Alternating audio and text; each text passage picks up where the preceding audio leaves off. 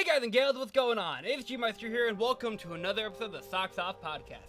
With me, I have some lovely gentlemen, and you guys can introduce yourselves in any particular order. Oh my goodness, the silence. I'm Drago Zach. I'm working with some hilarious lads here. Again, I am a shadow. I'm not found by the government. I don't have my own channel. I'm just here for the shits and giggles. Hello everyone, I'm Adam, and I am not like Zach, and I have my own channel. He's not running from the IRS, so. And Jacob, why don't you introduce yourself? Thank you. Bro, what the hell? Alright, so Jacob, you haven't been on since episode 3. How's things been treating you since then? That's great. How about you, Adam? You haven't been on since episode 3 as well. What have you been up to? Nothing. Literally, pretty much nothing. Okay then. And Zach, what have you been up to since the horror episode? Dude, the horror episode was great. That's my favorite episode. But since then, I have beaten Terraria, and I'm yet again playing it for like the 10th time in my life. Relatable. Anyways. New update is on PC, you should go get it if you can. Bro, my PC don't work right. It takes like 10 minutes just to turn on. Alright, so in this episode of the Socks Off Podcast, we are discussing game changers. Games that impacted the gaming industry, whether it be it changed a game mechanic, it created a genre, or it impacted a genre. I hear a doggo. This always happens. And like that, you've lost. Anyways, so yeah, why don't we just start off with Zach? What game impacted you? Well, not really impacted you, but impacted the game industry for you. What's a game that you? Okay, I'm gonna start. Oh, my bad. Oh, you're good. I'm gonna start as early as Doom because Doom is beautiful. Early PC days. Don't remember the date specifically, but it was like 19. Doom is Eternal. Check out episode 4. Continue. Yeah, I was not in that episode due to technical difficulties, mostly on both ends of me and one of the guests there. We will not talk about it. But we will not say who. Doom on the PC was like one of the first-person shooters ever. Like probably the first, if I remember correctly. Debatably Wolfenstein. Yeah, but they're like, aren't they almost like the same creators? Yes. Or is that, am I high on? They're like same energy, same creators. I think they reuse assets from each other. Yeah. So I mean, it's essentially the same game. Doom 2. Well, actually, it's not the same game, but you get the point. They're both first shooters. Really old. They're pixelated. They look great, even though they're pixelated. Use 3D model imagery and shit. Beautiful game. Absolutely phenomenal. It had a lot of coding expertise for its time. You know, it even had an RNG system. It's beautiful, and people loved that. And that, putting the gun in front of your face in a way where if you're holding a long enough gun, it should be clipping through your chest, is the kind of shit people liked. And they made more of that. That's why Doom 2 came out very quickly afterwards. Had some Wolfenstein secret levels. It was great because it was great. And they added a double-barrel shotgun. They added, I think, a few more demons. And it never got old. To this day, they're still putting out ports of it. They don't even update the graphics that much. They might fix a bug, you know, like there was like an invisible pixel, I think, the Doom guy himself, part of his leg, an invisible, like, transparent portion. I think that's the kind of stuff they changed the looks. But, like, people still love that to this day. It heavily influenced games that came after it with, you know, guns in front of you, probably should be clipping through your arm or something. That kind of first-person shooter. It was early. And it's just... it amazes me to this day that Doom is still eternal. Yes. Beautiful. Exactly. Oh. Gavin? Yeah. Another thing I know about the original Doom is the fact that, unlike Wolfenstein, it actually had stairs and verticality. Like, it had a Y-axis, so you can go upstairs and stuff. Oh, yeah. I've heard that was really tricky to, like, code and, you know, actually implement into the game. But once they pull it off, it was beautiful. You could see into the sky, see the mountains and shit. You could see underneath you, kind of. you couldn't look up or down, but if it was far enough away, it worked. You can go up and down the stairs, and it worked as if it was still on completely horizontal, no vertical. It was absolutely stunning. Now, Zach, so that's how Doom changed the gaming industry. It basically brought in a y-axis. It brought in innovation via like enemy type, FPSs in general. All that great stuff. Yeah, a lot of early PC gaming That's true. was inspired by that. I believe, if I remember correctly, one of the newer versions of Windows at that time actually came with Doom to help support its release. That's pretty badass. Of Windows, not Doom. Doom was yeah. already successful. Oh, okay. So, yeah. Doom is a very successful franchise, and if you guys want to learn more about the recent title, Doom Eternal, go check out episode 4. We have a whole episode on it. So, Adam, what do you have in mind for a game changer? Well, there's a couple I could really talk about, but the one I ultimately decided on was Minecraft, and how it gave the idea of it was one of the big open sandbox games that lived out and is still living to this day. Sadly, Terraria is dead. Rest in peace. Because we just got the final update, Yeah, so but therefore it's dead. It's going to be dying. Stop Yeah, I know. making it try to die, okay? It's not I'm dead. I'm They're not still making more games. Back to Minecraft. Yes, but we haven't really seen anything about. We haven't seen much about their other games yet. Back to But Minecraft. Minecraft was like the first, I would say, really big sandbox game that came out. Besides, like maybe Gary's Mod. I don't know if that came before or after. That came out 2004. So a little bit earlier than Minecraft, but even then, that was on pretty much only PC for a while. And then, but Minecraft was this big 3D, well, not even 3D, 2D with blocks. Yep. 3D with blocks, I guess. I can't really remember. It was like but three-dimensional, and it used a bunch of blocks in order to make the world, in order to make it easy for the crafting and the exploration and the rendering and all that stuff. Right. But even then, it constantly was getting updated. It's still really active. There's still a lot of things you can do. There's so much stuff that this game has, and unlike like Gary's Mod, it isn't really limited. The only thing really limited imagination. Exactly, and now. But we've got. Sorry, it's okay. Minecraft is very influential to the point where it is the #1 best-selling game in the world. That's right, it topped Tetris, which surprised me. but I could also go into like BioShock and Fallout. But I think that could be for someone else to talk about. Well, if no one else wants to talk about that, we'll be sure to come back to you with it. Jacob, do you have anything you want to talk about in terms of game changers? It was a normal day, November 15th, 2001. A normal afternoon. And then boom, you saw your ad. Halo Combat Evolved hit the scenes on the original Xbox. The first-person shooter game to ever be ported onto a console successfully. Every other game had originally always stuck to PC because it was easy to use, and nobody could figure out how to port a first-person shooter game onto a console until Microsoft did it in 2001. Halo is a series that it's an alien first-person shooter game, which wasn't very popular at the time, other than Metroid. And Even then, Metroid wasn't even a first person. It was a side scroller. The Metroid. It's Metroidvania. But not really. It's a progressive story. So basically, you go to point A, you can't go there yet, so you have to go to point B, get that item, go back to point A, go down to point C now, go back to point.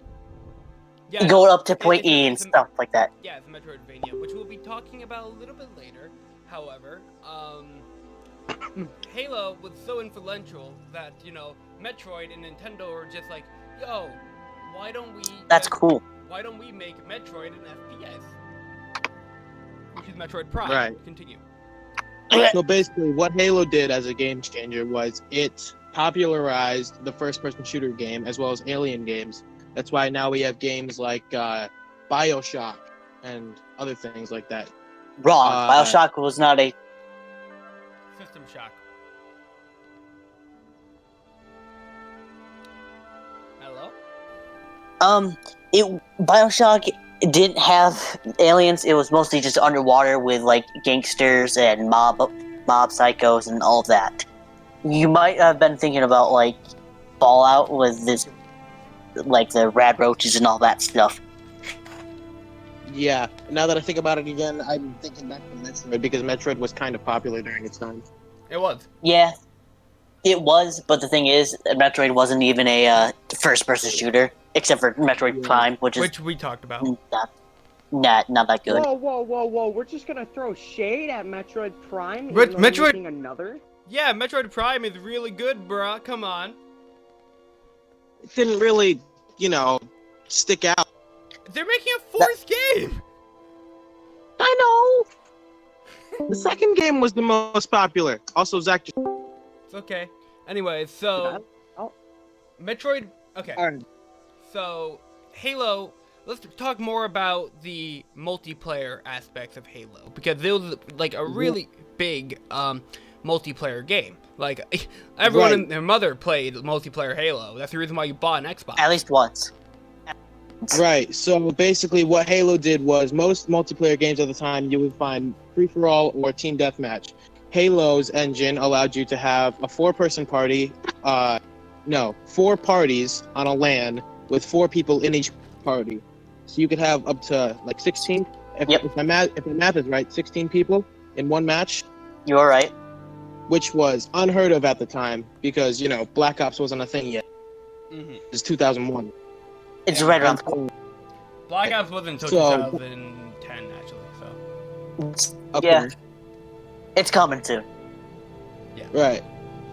So that's basically, super But even important. then, Black Ops wasn't the first Call of Duty. That war, and then there was also just Call of Duty, Well, which was even before World of War, there was also like Modern Warfare. So just saying. Right. Yeah. The But original. even then, I believe every Call of Duty has had a multiplayer system in it. Of some kind. Right. So Another thing that Halo did with their multiplayer is with any other multiplayer game, you wouldn't be able to hear your other people's voices. that's You true. hear other people's voices clearly, and you could organize strategy. They even made different types of matchmaking. Like, I think I'm wrong in saying King of the Hill, but there's something like that. And then, like Infection, that's a thing. I thought it was like the second, third one that they had added it. It's probably in the second one because, the Flood wasn't really a big thing until the end of the first Halo. Right. So that would make more sense why it was in the second and third. Right. And then, so Halo quickly grew in popularity, and then Halo 2, the trailer for Halo 2 came out. Millions of people were lined up the day to buy the Halo 2, and on the first day Halo 2 was released, 1.7 million people bought the game. Which really just goes to show how much of a big game changer the first game was. That the people were like lining up to be like, yo, bam, this game looks pretty fucking epic. Right. And to add on to that, the previous most popular game had about 500,000 people play it on its opening day. And I can't remember what the name of that game was, but it's a dead series now. I know that much. I'm calling it was probably Zuma. Whatever that means. Right. It's actually pretty fun. So, Okay, Kate, you want to keep going? You have more? I have one more thing to add, yeah. Please go So ahead. a final thing that Halo did that revolutionized, the world of first-person shooters was in other games like Wolfenstein and GoldenEye 007, you didn't really have a lot of story to your game. You had basically a couple objectives, and you knew your name, and you knew what you were supposed to do, and that was it. Halo was the first-person shooter game to have a deep lore, and so far has 4 sequels with 1 more on the way, along with a prequel and a spin-off. Not a spin-off, but like Couple a spin-offs. standalone game. And then there was also the book series that they had. Right. I don't know if you just mentioned that, but there's a couple books, and then one that was like an art book about pretty much everything. Yeah. They have a whole and then extended Halo. They have a whole extended universe. They got comics, books, TV series, and movies. You I also have remember shit the- like Red vs. Blue with like the community and stuff, so that just goes to show. Right, Machinima. Yeah, Halo And- really helped Machinima gain its success back in the. And fun fact, I believe Red vs. Blue did so well that they had a game mode in, I think maybe Halo 3 or 4 that was based off Red vs. Blue, which was called Griffball. I think that's 4. Probably. Sounds like it. Yeah. Well, Halo is definitely a big game changer. It definitely like impacted the gaming industry. You can still feel it to this day. Microsoft doesn't even have to like show off gameplay in an E3 trailer to get people hyped. They just have to show off like Master Chief and like shit like that. Like look at the Halo Infinite teaser trailer. Like that shit alone got people going nuts. That could sell an Xbox on its own. It's gotten to It's a insane. point where you hear those first 3 notes of the harmony, and you just immediately know what's coming, and you're hyped for what you're about to see. Exactly, and that just really goes to show the huge impact this game has on the industry. So, Gavin, what game do you think had a big impact? I'm glad you asked. A game I believe had a huge impact on the gaming industry is Batman Arkham Asylum. Now, those of you who have been watching the channel for a very long time know that I have a very deep relationship with the Arkham games. It's how I had my start. So, you wouldn't have G-Meister without the Arkham games. Anyways, yeah, no, beyond that, Batman Arkham Asylum was the first, I would like to say, the first really good superhero game, the first great Batman game, in order to show that, wow, superhero games can be more than just mindless cash grabs, because unless you're Spider-Man and occasionally in a Marvel game like Ultimate Alliance, you are not, if you got a superhero game, it was most likely trash. Look at Batman Begins, the video game, look at all those 90s, like, video games, like, with our, like, kind of Superman like, beat 'em 64. ups. Yes, exactly, you get shit like Superman 64. But then you get, like, 10 years later, Batman Arkham Asylum, which, fun fact, was actually supposed to be a rhythm game at first, which is very strange. But that's how the combat Well, you is can- developed. Yeah, that's how you can see it in the combat. Exactly. That's like you spam like square and then you press triangle. 1 or and 2. all that stuff. Exactly. Like that's how the combat came to be. Batman Arkham Asylum was the first comic book hero game. It's like aside from a couple Spider-Man games, but they weren't really groundbreaking. Arkham Asylum influenced the gaming industry as a whole, however, not just comic book games, because now due to Arkham Asylum, we have games like Spider-Man, we have countless Arkham sequels, we have an Avengers game coming out later this year. None of those games would be releasing without the success of Arkham Asylum way back in 2009. And not only did Arkham Asylum like change the comic book gaming industry, but it changed the larger gaming industry at large. large, blah blah blah. You know the like detective mode feature the game has, where like you just like go thermal vision, you can see everything, and it goes like kind of crazy. Yeah, like every game, like not every game, but a lot of games that are like third person and have like some kind of adventure and exploration aspects to it, or even stealth combat, has a mode like that. The Witcher 3 has it. Freaking Spider-Man kind of had it. Freaking Persona 5, the game we're playing on the channel, has a quote-unquote detective mode. I'm sure you've played a game, like, hell, even like Shadows of Mordor, for example, those Lord of the Ring games have it. Heck, even like PS4 Spider-Man. Exactly, I brought that up too. Like, PS4 Spider-Man definitely has it. PS4 Spider-Man, actually, Insomniac was just like, yo, Rocksteady, can I copy your homework and change it a little bit? Sure, fam. Just don't make it noticeable. Which isn't that noticeable. It also changed stealth combat. Like, speaking of Spider-Man, look how Spider-Man plays into stealth combat. Then look back at Arkham Asylum. Yeah, I see where you're going with there. Yeah, that's pretty relevant. I mean, And also, P5 also has that. yeah, the like Third sense. Yeah, the third sense, exactly. Like P5 has the third eye, which is basically essentially a detective mode. And also, games like The Witcher and Shadows of Mordor, for example, copy kind of the Arkham system quite a bit by having a freaking attack button, square, square, and then you have your counter button. That whole formula right there is just straight up the Arkham combat system. Arkham Asylum was a game changer in that it changed how comic book games could be viewed in the industry, and that it also introduced a lot of features that a lot of games like to, take notes from, whether it be the counter button or the detective vision or even the stealth combat. And yeah, that's all I have to say on Arkham Asylum.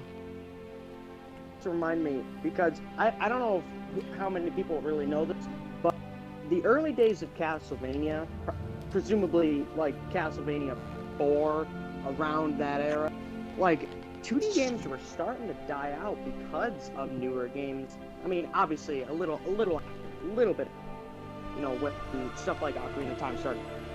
3D games Majora's Mask, I believe. Yeah. 3D games were basically the new thing. People are just like, why would you want to play 2D when you have a whole world to explore? Exactly. That's what Castlevania stepped in. We're just like, 2D platformers are fucking amazing, and we're gonna show you how. They did it. Castlevania, even though it was before, they were basically proving it. Castlevania 1, absolutely phenomenal. People freaking loved the damn thing. So they made another, Castlevania 2. A little iconic for being confusing as hell, but it was still pretty decent. Castlevania 3, that was like the hammer into Dracula's coffin, if you will. It literally inspired a lot of good platforming shit. It was good. You had multiple characters you could play as. You could play whatever fits your style. There were, I think, 4 characters you could play, which was obviously Belmont, Sypha, Aluk.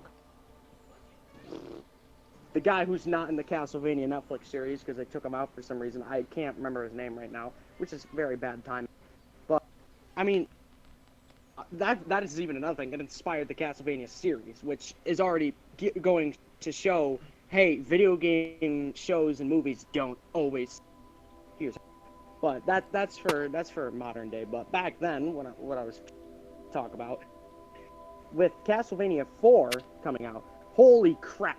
People went apeshit for that. That was some good stuff. You could attack diagonally. That's something that never came back in Castlevania because it was so good. Literally, you could attack in 8 directions. It was like the Contra of Melee. It was beautiful. And after that one, Castlevania kind of was like a graphic down. Had some good times, had some bad ones, but it kept going to prove that side-scrolling 2D platformers are still good. Yeah, there's 3D, but not always good. You know what I'm saying? I feel that completely. Lack of word. Like sometimes less is more. It's even said the creator of the series God of War even once said that Castlevania helped him come up with the idea for God of War, and we all know how good of a trilogy that was, other than the newest one, which was pretty cool still, though. You mean Dad? That's Dad of War. Dad of War is amazing. What do you mean? No, I'm not dissing Dad of War. No, I meant Jacob. The last, you know what? Never mind. Forget what I said about God of War. I just haven't played it. I played the original trilogy. I'm a huge fan of the way the original trilogy worked. It was like a soft reboot to the series, is why it's so different. Right. But with Castlevania, one of the creators of Castlevania loved Castlevania so much that he made his own spin-off of Castlevania called Bloodstained: Curse of the Moon, and it is really good. I haven't beaten it yet, but it works like the one where you can play as multiple characters, because there's multiple characters to play as. That sounds awesome. Let me elaborate a bit on that. The reason why Bloodstained was created was, yes, there was the fact that the creator loved Castlevania, but it was also because Konami they weren't working with him anymore as much as they used to. So he's just like, you know what? I'm going to make my own game, and it's going to be just as good as Castlevania. Because Konami hates their games. Which Bloodstained: Curse of the Blood Moon, and then I think there's a sequel, or that one, or the other one is the prequel. I haven't really figured that out. It is I haven't pretty much just Castlevania. Yeah. Can we talk? And then we do not talk about Lord of Shadows. Can we talk Actually, about... despite the fact I don't like Lords of Shadows, it was actually really good to the fandom. Like, people liked that shit, which honestly baffles me, but... you know, Because doesn't it take Castlevania and just make it 3D? It wasn't the first 3D Castlevania game. There was Castlevania 64, which was very bad. We do not talk about Castlevania 64. Okay. It was virtually unplayable. But the Lords of Shadow was like a reboot. It was in a different timeline, kind of. So it wasn't like canon, but it was canon to its own thing. And it tried to provide more of a backstory to Castlevania. But I mean, I never finished it, so I don't know too much about it because honestly, I didn't like it. I thought it was pretty bad. I'm just used to the 2D stuff, but people liked it, so they made a second one. I don't know how good the second one did because they never made a third one. Well, back to what Jacob was talking about with God of War a little bit. I believe God of War falls a little bit under the Metroidvania genre, a little bit with a hack and slash. What? Yeah, like you go back, you backtrack, you do your fight and stuff, and that kind of just applies to the idea of like, oh shit, Castlevania and Metroid were so influential that they created the Metroidvania genre, which was a little crazy. That's its own genre? Yeah, the Metroidvania genre. Yep. That's cool. Yeah, a lot of games that require a ton of backtracking while also still providing a balance of like action and fighting were kind of that kind of genre. You know, a lot of going back and forth, finding things, getting new places that you've already been to, but you couldn't get to the top of. You know, that kind of stuff. A lot of different games refer to it as Metroid. Mostly the back. Yeah, exactly. Those type of games that encourage a lot of exploration and backtracking in order to get new gear and shit like that. That's like a Metroidvania. And that really goes to show how really influential those two properties are. That they have established a freaking genre, you know? And another game that also has Metroidvania, to an extent, would be Pokemon. Wow, yeah. How did I not think of that? Yeah, I know, it kind of clicked when we were talking about it. Pokemon is probably also a really big influential game, just because it was the first game where you catch enemies, quote unquote. They weren't really enemies, they're like just random enemies. Well, random characters you can find. Monsters. They're little But it allowed for a variety in the game, being able to catch new Pokemon, building a team with new Pokemon you catch, evolving your Pokemon, making them stronger. You know, personally, I always just look back at Pokemon Generation 3 and saying, this is probably one of the best games that out of the Pokemon series. Personally, that's just me. Just because of, even though there's a lot of water, it went from being on the Game Boy and went to from the red, It started on Game Boy, then went Game Boy Advance, and then went yes, yeah, And then color. yeah, and the color, and implemented something new, but it also removed something. It implemented the double battles, which is really prominent in that game onwards, and a lot of the whole genre of that game in general. Yep. And then also, but it removed the partner where you would be able to walk around with your Pokemon. Actually, no, that wasn't even a thing. Full server would be made on the DS. So never mind about that. Unless, I don't remember if Silver and Gold had it, the partners. If someone would butt in. They did until the remake. That's what I thought. I cannot completely remember. Well, if you're gonna talk about like Pokemon being an RPG and changing the gaming industry, which had a major impact on the gaming industry, just look at like, well, Pokemon is still around. Just look at it. It's a huge multi-billion-dollar franchise, and not only that, but freaking like look at like other games like Persona, for example, that take inspiration of some catching elements from Pokemon, like collecting a bunch of different monsters and training them and different stuff like that, you know? Like, it's kind of crazy. And then it also almost started the genre of card game being based on games. So like I can't remember if it was the first one.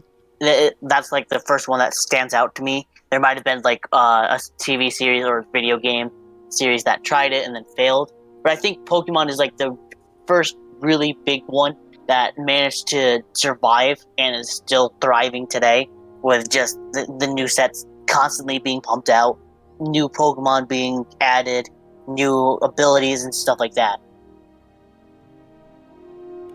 So I was actually gonna talk about World of Warcraft being like the original RPG, Final Fantasy. but I actually just did a quick search and found out that Dungeons and Dragons was actually the original RPG, first available in 1974. So that's a thing. I mean, still, Dungeons & Dragons is still really game changing, I guess you could really call it. I mean, Dungeons and Dragons kind of like encouraged the idea of like customization and roleplay, which open world, like a really big open world, because like it literally just is your imagination letting it run wild. Exactly, that's what led to stuff like role-playing video games, like Final Fantasy, Legend of Zelda, freaking Kingdom Hearts, Dragon Quest, Chrono Trigger, etc. Probably all time within like movies and TV. Oh yeah. D&D is a very influential game, which we had D'Angelo on to talk about that, but yeah, that's not even a video game. I know, but these There have been very bad games. Yeah. Actually, we just said games. We never said anything about like it has to be video games. Yeah, like there's probably like card games and stuff that were revolutionary, but I don't even play card games, so I wouldn't know. I mean, I guess on the topic of World of Warcraft, because that was brought up, it didn't. Yes, it was based off D&D, but actually, believe it or not, World of Warcraft has actually been used for scientific research. No joke. What? Like, yes, there was at some point there was an update that there was a new boss that gave you a kind of poison. I forgot what it was called, but when the boss hit you, you would take damage rapidly. And you wouldn't be able to get rid of it unless you left the dungeon. Or actually no, it was when you defeated the boss, the poison died. So you had to balance your healers on your team, because obviously it encouraged teamwork, to get rid of either the poison momentarily. I'm not entirely sure how that worked. Or it probably slowed it down. Just keep them alive until the boss died. But here's the problem. The boss died, there was a bug that prevented it from going away to animal or something. So the people would be fine, but then the animals would still have it. But the thing about this poison is that it was more like a virus. So the poison went from the animals back to the players. And the players left the dungeon. Boom!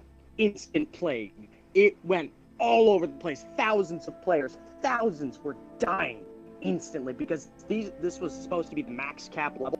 So the poison that may only affect the high level player for 2 minutes or something like that before disappearing on its own because you're outside the dungeon would attach to like a level 2 player and they would die because it was such a powerful poison. So, and the thing is that the developers had to patch it so it would stop. There were actually the CDC themselves was just like, hey, can we study this? This might help us. And they're just like, yeah, I guess. So they literally looked at the effects it had on people and how people reacted to that virus. Some people were douchebags at level 50 or whatever the max level cap was, and they would go to low level cities just to troll people, and they would kill them instantly. It was a dark age, very dark age, but it was a very important one because it fueled research. It fueled people to think about how players affect players. It was no joke. It was pretty freaking legit.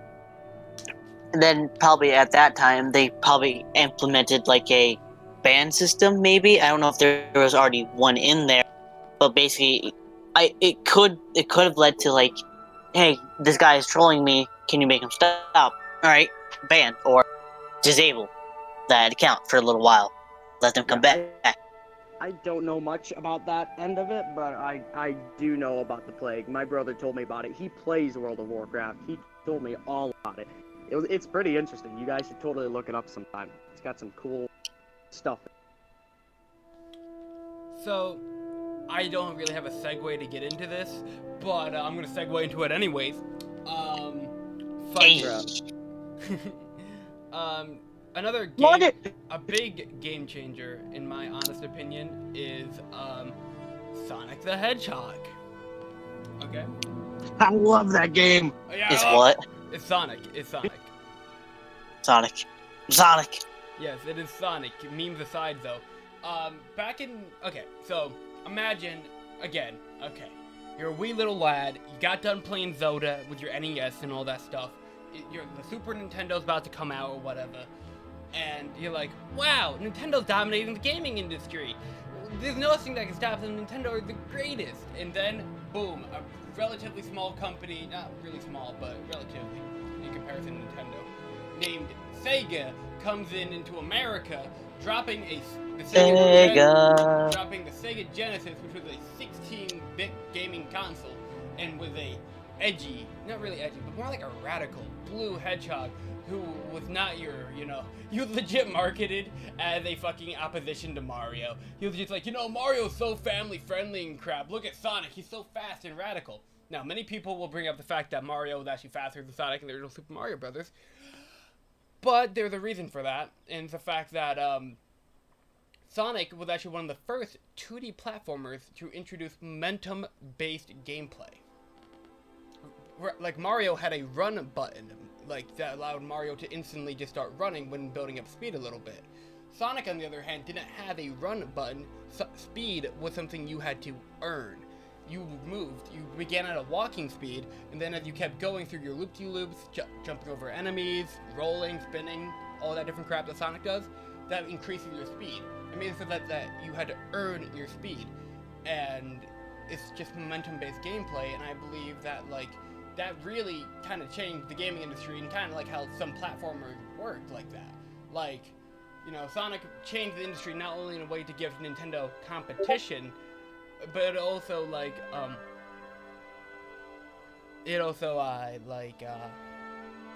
know.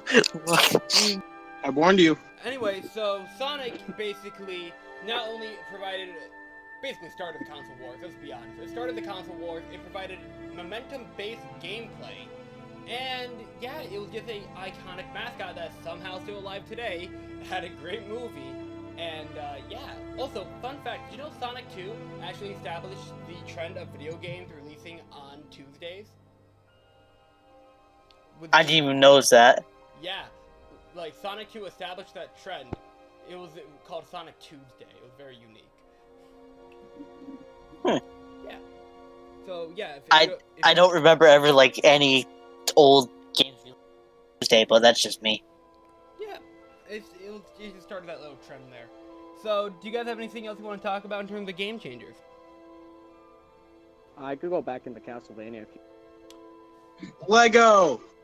Lego? No. Lego. I mean, yes, but no. Star Wars. Obi-Wan Kenobi. Ah! I actually have a Lego Yoda death sound. With a rock, I must. 100% Harry Potter. I have the Pirates of the Caribbean one right here. How does Lego keep coming up in these podcasts? Lego. Talk about the game. The games are amazing. The game you just lost. Hang on. Yes. Huh? You're telling me, Gavin, that Legos keep coming up in the podcast? Yeah, remember episode 5? What was episode 5 about again? Horror. When the hell did Legos come up? And toward the end there, we talked about Lego Dimensions. Oh yeah! I thought that was the aftermath. No, that was still recording. That's still in the episode. You just lost the shit. game. Anywho, so I guess if we're gonna talk about another iconic game, or game changer, we could talk about Lego being a licensed game. there are also several other licensed games as well, such as Marvel vs. Capcom, which is essentially a crossover fighting game, like, that brought two brands together and showed that, hey, you know what, licensed games, kind of like Arkham Asylum, aren't all garbaggio, and they have a lot of potential. Look at Kingdom Hearts, for example. That brought Final Fantasy and Disney together to make something that is still alive today and selling really well and doing well critically. If you haven't watched Gavin's live streams, go check them out now. On what? Remind. Oh, and Remind. Yeah, I raged there. It was really fun. Jacob, There you go, do you have anything you want to talk about? Me? Yeah, I see you typing Elder Scrolls. No. We already talked about how Zelda already inspired Elder Scrolls. I can't talk about Elder Scrolls being its own revolutionary game. But it was. It's ported to literally everything. Skyrim is just amazing. Skyrim is the most portable game. There you go. That's how it revolutionized the game. I think that's really kind of all it really has. Is just like, it is probably one of the best meme games that people know of, and it's still being made today. It's Tis but a squid. Elder Scrolls has actually been around for a long time. I have Morrowind. I haven't played it yet, but I have it. Elder Scrolls I is don't so know. I have Elder Elder Scrolls Scrolls. I'm gonna check what Elder Scrolls I have right now. I actually might try it out today because I'm sick of Medal of Honor. Arena came out like 1995. I could talk about Skylanders. Skylanders, the toy-to-life genre that quickly came Oh, and no. left. Big sad. I remember that The only for a while. thing that's alive from that genre is the amiibos. Oh, the thing I have is Sadly. Oblivion. Sadly, that's like the only thing that lives now. Which makes sense, is because, like, they made yearly releases, and, like Skylanders and Disney Infinity, and... Wait a sec. Disney Infinity didn't even last that long. It lasted They had years. one sequel. That's Did it. Skylanders revolutionize the world of Amiibo? No, Uh, they introduced the kind of. toy-to-life genre. Yeah. But that was about it, and then it quickly died just because, like, one thing is, I don't think the company, like Toys for Bob, was that big, and there was only so much they could do in the Skylanders realm that eventually they just had to stop. Exactly. Like, how many times can you make the same game with a different, like, innovation? Story. Yeah, different story to an Story doesn't extent. even matter. This is, like, made for kids, man. They don't care about story like that. The question is, how can you do different things? Like, they did cars, they did swapping, they did, I don't know, what the fuck, was it like Trap Team or something? I don't know. Yeah, you can play as the bad guys, you can, and then the newest one was Imaginators, which was, yeah, you could build your own character, which is cool, but that was sadly the last one. First one was just a bunch of characters that you were able to use, and then they had Giants, which was literally, oh look, what if we made them a little bit bigger, and they had, like, one or two cool abilities. Then there was Swap Force, which allowed you to take two characters, mix them, which was cool. Trap Team, you get to play as your... they could have done that a little bit better, personally. And then Imaginator, and then there's the racing one, which was garbage. You could I play didn't as play that Donkey one. Kong and Bowser in the Wii U version. Yeah, but still, I really wanted to do that. yeah, that was cool, but that's all that game had going for it. And then there was Imaginators, which is probably the coolest ideas, I think, personally. We talk about how that was Skylanders was originally Spyro, Yep. Yep, and then just boom, no more Nope, you got Crash, but no. You know, It- you know what? I'm happy Skylanders died. Why? Because we got Crash and Spyro back, baby. Yes. But to be fair, I believe Spyro, I don't know what that Spyro. was. Spyro, I believe, got a new variant every game, if I remember correctly, except for in the Wii and then the racing one. Can we talk about how fucking in the Skylanders TV show on Netflix, Crash Bandicoot appeared for an episode and he had an Australian accent? Oh yeah, I remember that. Did? Yeah, he had an Australian accent. I gotta watch that now. It was super weird. He looks Australian. Yeah, I guess so. Also, Crash Bandicoot appeared in Uncharted 4, which was fucking hilarious and awesome. Guys, the more we talk about Crash, the more Vietnam flashbacks I'm having right now. So, Vietnam flashback. Uncharted was good though. How can you have like Vietnam flashbacks? All you should be having Zachary, is Zachary, nostalgia. Spyro, Spyro. Zachary, you have no idea what I've been Crash. through with Crash. You have no idea what I've been through with Crash. Oh, you're talking about that stuff with Crash. I thought you meant Uncharted. I was about to say, what are you having flashbacks of? Jumping off the cliff too many times? Whoa! Don't even make the Uncharted sound. was Don't lit. even make the sound. Uncharted was amazing, even though I've only played the first one. I still love it. Play the second one, damn it! I will. You know what? You want to talk about Yeah, Uncharted? when? Zachary, how did it change Soon. the gaming industry? Oh, Uncharted? First of all, it wasn't even just platforming. First of all, exploration. Second of all, great story. Nathan Drake essentially made the face of Naughty Dog and PlayStation for a while. Eventually, they're just like, yeah. Eventually, it's just like, all right, he's married. All right, let him live his life. Leave him alone. We'll make Lost Legacy, then we'll never talk about the series again. It was kind of sad, but at the time, it was huge. It was like one of the best-selling games on the PlayStation, specifically the PlayStation 3. Freaking Uncharted came out, people lost their shit over it.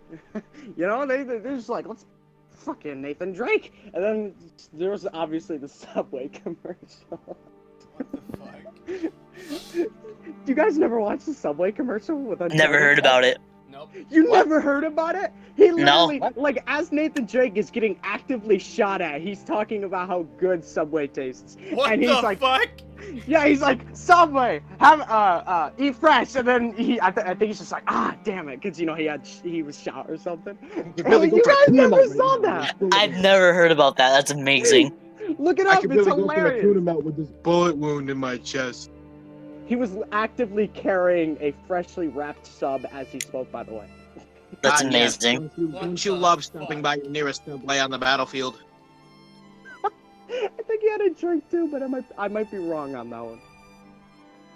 Nathan Drake was so damn funny. I think he once won an award. I forgot what the reward was, but to tell everyone basically to make that announcement, you saw Nathan Drake from the third game. He was in the desert from that third game, and he found a well. He's like, oh, thank goodness. You know, he's about to get some water, and he pulls out the fucking trophy from the well. He's like, oh, yeah, thanks. Now I can drink my own piss. It was so funny. He's just such a lovable character. He had 4 games, and not a single one of them sucked. Every one of them was better than the last. I don't like number 2.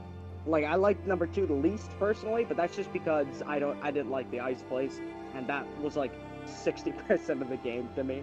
But Uncharted 4, best, absolutely beautiful. I don't even have the words to describe. They spelled pirates with a Y. Historical.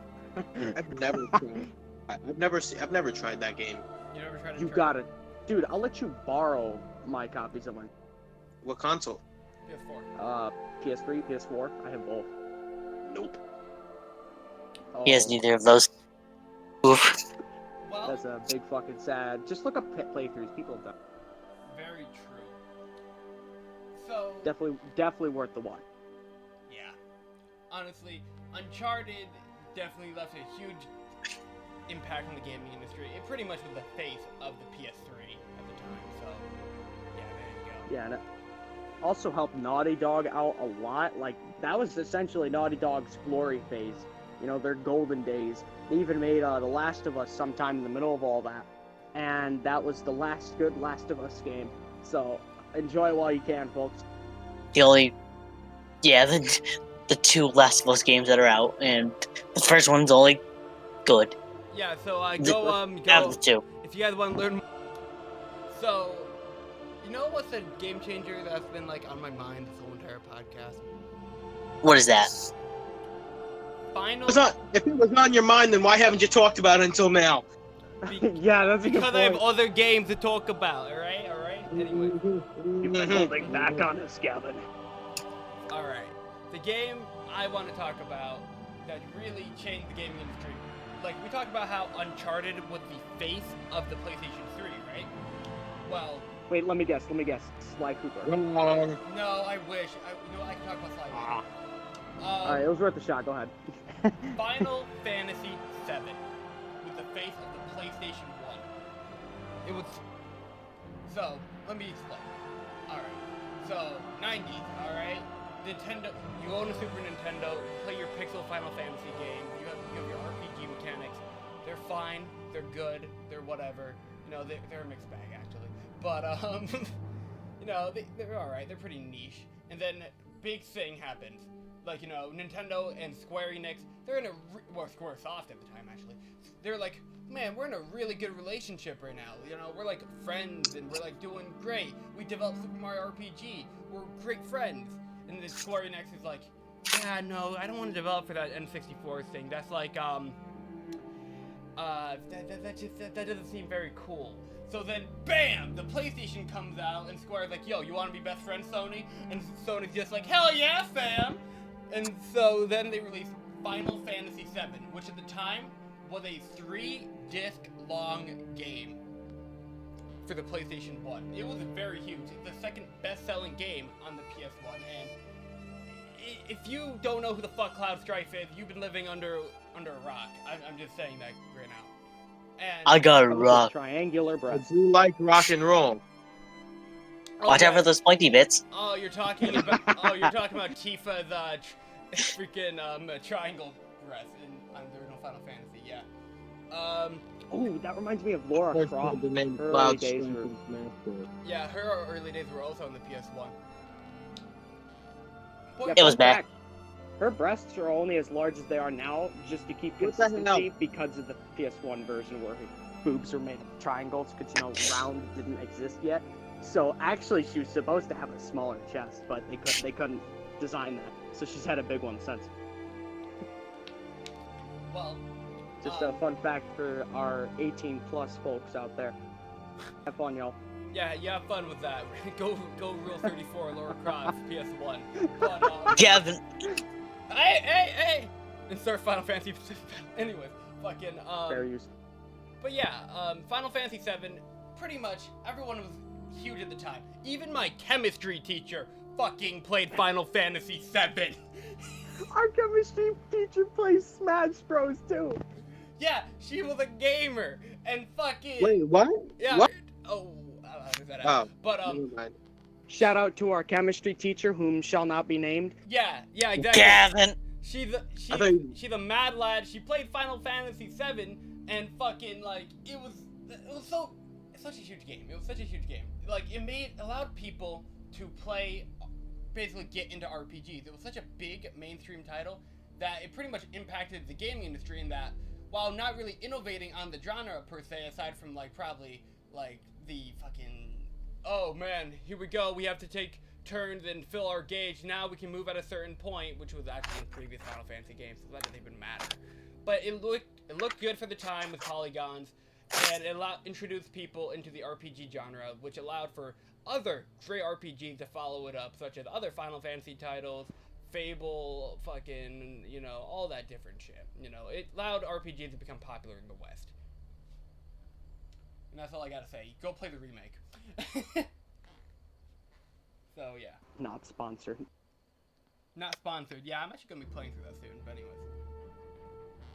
We should check it out when he does. Yeah, have fun. Link will be in the No. description below. No, it won't. Anyways. What do you do? Ring the bell, subscribe, Brrr. like the video, Play Halo. Yeah, probably do that. watch Castlevania. On Netflix. Warhammer. Netflix original series. Ratchet and Clank. You know what? I'll talk about Ratchet and Clank right What? fucking now. Wait, are we just gonna brush over how Adam knows about Warhammer? Ah, I Let's go know. over the skull what Warhammer throne. is. My brother Josh just spent a lot of his Blood for the time blood in the throne. army, or the Air Force, my bad, with his friends playing Warhammer. He still has Yes. the dice and shit. He used it in Pokemon. It was disturbing because those dice would mysteriously always get heads only for him, but not for the rest of us. That is pretty spooky. check out our horror podcast for more spooky spooks.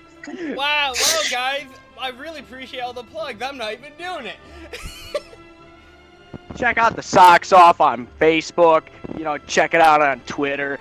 Check it out on YouTube. Like, subscribe. That runs the Twitter. What? I'm the one that runs the Twitter. I run Facebook. I only run the comedy on this channel. I run the YouTube channel. I I gotta do start too. running the MySpace page.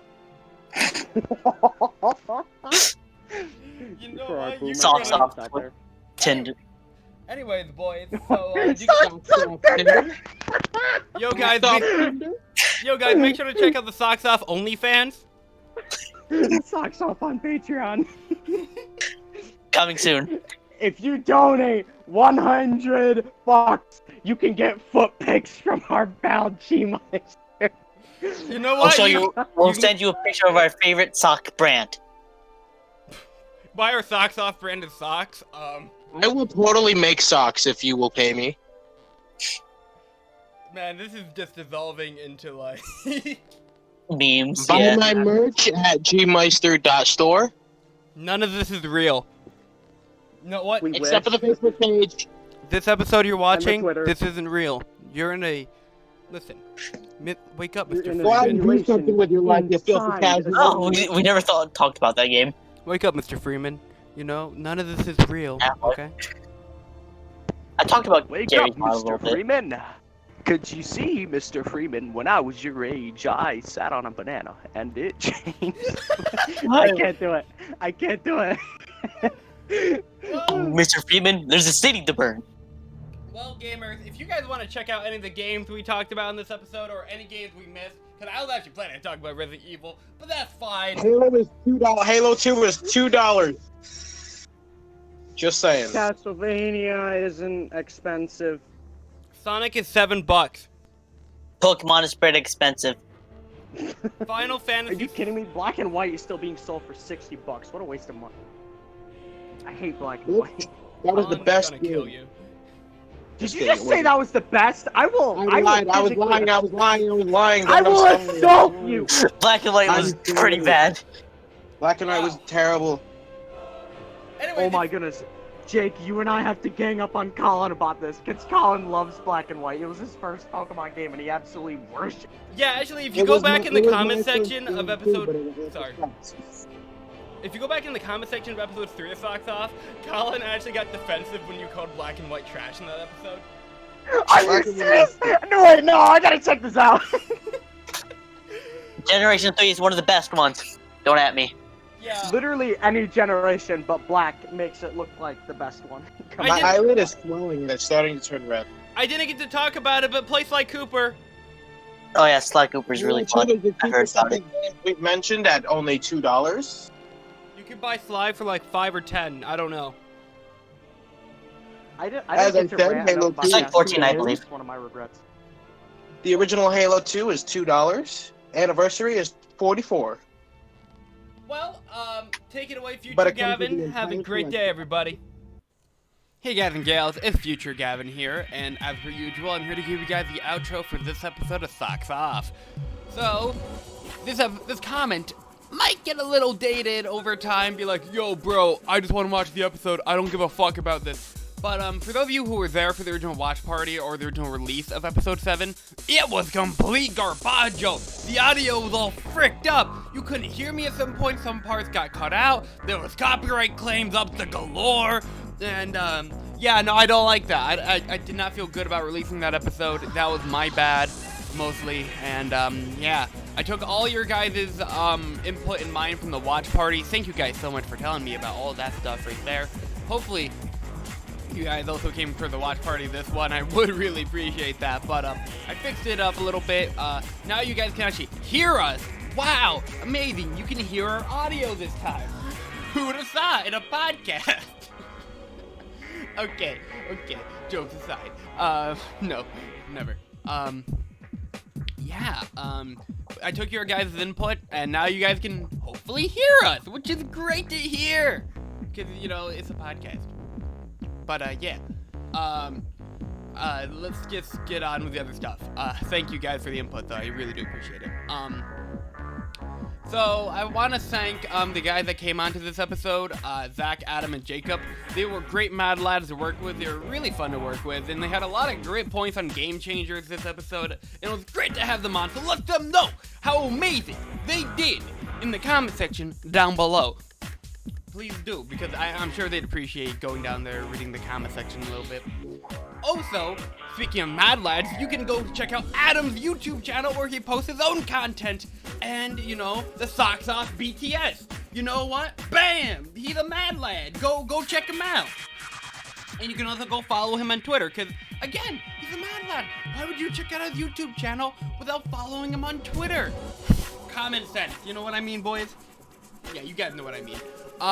So yeah, you could also go check out the artist of this episode, our channel artist in general, Noir, another mad lad.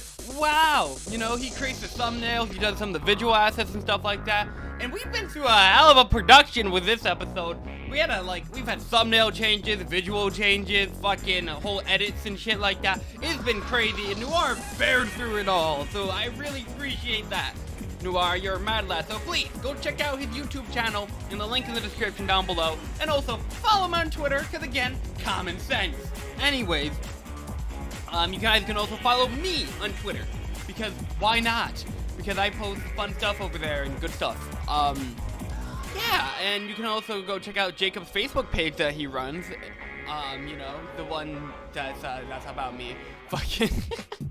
Anyways, yeah, he has fun running it. He has a lot of personality in his posts, and you guys can go give him a like and comment and be like, hey, I'm here, so you could please entertain me, my guy? And he'd be like, yeah, sure, fam. You know, different shit like that. Yeah. So, what else do I have to say? Of course I have more to say, because you can go check out the Socks Off Discord server, where you can use our awesome emojis, we have a lot of bots, so you guys can go play with the bots. You can fucking, go chat with the amazing people we've had on the show before, the Socks Off veterans, the different people we have on there, our moderators, the episode guests, all of them. You can go chat with all of them, because they're mad lads. But not only that, you can also suggest ideas for future episodes of Socks Off. I know, that's crazy. And you know what's even fucking crazier? If you suggest the episode, you get to be on the episode if you want. Wow! Fucking amazing! That's crazy, man. I know. It's gonna be fun working potentially with you, the viewer, in the future. And, yeah, what else do I have to say? Follow Socks Off on Twitter. We have a Socks Off Twitter page. Adam and I both run that, and Adam posts daily questions. I post out updates on the show. He does that too. We have a lot of fun over there. Follow us over there. And, yeah, I think I said everything I had to say. So, actually, no, that's a lie. Okay, so, since this is a re-upload, I kind of felt bad about doing a re-upload, a new version of basically the same thing you watched, but this time it's fucking adequate. So, we decided to, you guys remember that awesome thing you guys listened to at the end of the original version of this episode? Well, for those of you that watched it, which I appreciate. Well, we decided to make that even better! So go enjoy that right now. I'm heading out. Peace out. Meister out. Have a great day. In 5, 4, 3, 2. I know, you see, somehow the world will change me and be so wonderful. Live life, breathe air. I know how we're gonna get there. It's so wonderful. I will make you change your mind. These things happen all the time, and it's all real. I'm telling you, so wake up the members of my nation. It's your time to be. There's no chance unless you take one, and the time to see the brighter side of every situation. Some things are meant to be, so give me rest and leave the rest of me. Somebody once told me the world is gonna roll me. I ain't the shark through the head. She was looking kind of dumb with her finger and her thumb in the shape of an L on her forehead. Well, the years start coming, they don't stop coming, bending the rules, and the ground running. So much to do, so much to see, so what's wrong? Let's take it in the back street. You never know if you don't go. Hey, You we're never gonna shine know if if we you don't don't glow. glow. Hey now, you're an all-star, get your game on, go play. Hey now, you're a rock star, get the show on, get paid. All that glitters is gold. Only shooting stars break the mold. Wait till you get older, you bump around now, wait till you get older. Medium man begs never.